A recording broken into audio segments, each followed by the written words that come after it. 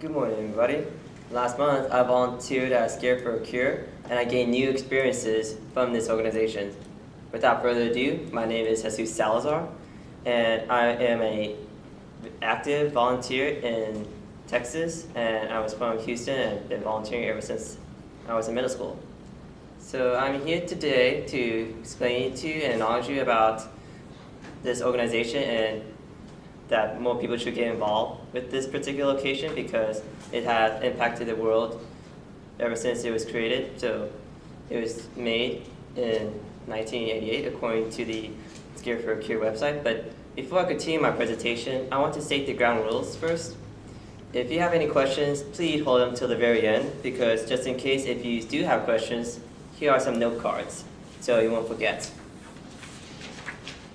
So I'm going to talk about what is Scare for a Cure, comparing the old way of people not volunteering compared to the new way of how people are volunteering today, and the advantages and / benefits of how volunteering been good for people. So here are the handouts that I have for you about Scare for a Cure, because knowing that according to the website, Scare for a Cure is a Texas-based nonprofit organization that supports the breast cancer resource centers of Texas. And this medical center is a sponsor, otherwise is the place that Scare for a Cure is donating to, because according to the website of the breast cancer resource centers of Texas, it shows the events of how Scare for a Cure had been updated throughout the time. So knowing of how it happens once a year throughout the month of October from Fridays to Sundays from 5:30 p.m. to 2 a.m. And each year they do change the Halloween theme so they keep the tradition going, because a long time ago they haven't found ways of how to get people involved. So they decided to get ideas by making volunteer things. So now I'm going to go to comparing the people, most people who do not volunteer and most people who do volunteer.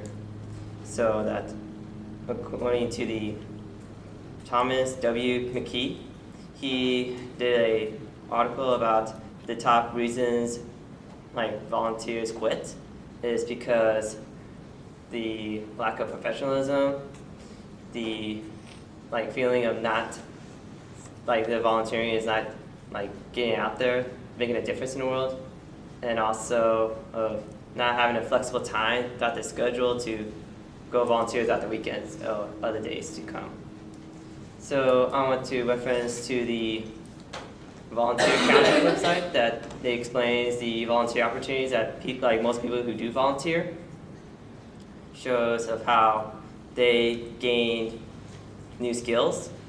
They also build up on their resume and have the feeling of that they're making a difference in the world by what they're doing, because Scare for a Cure has impacted this community in Texas by donating money to local charities and also making sure that, well, they're not making sure that they have volunteers who come every time, because volunteers have a passion of coming back here at this place.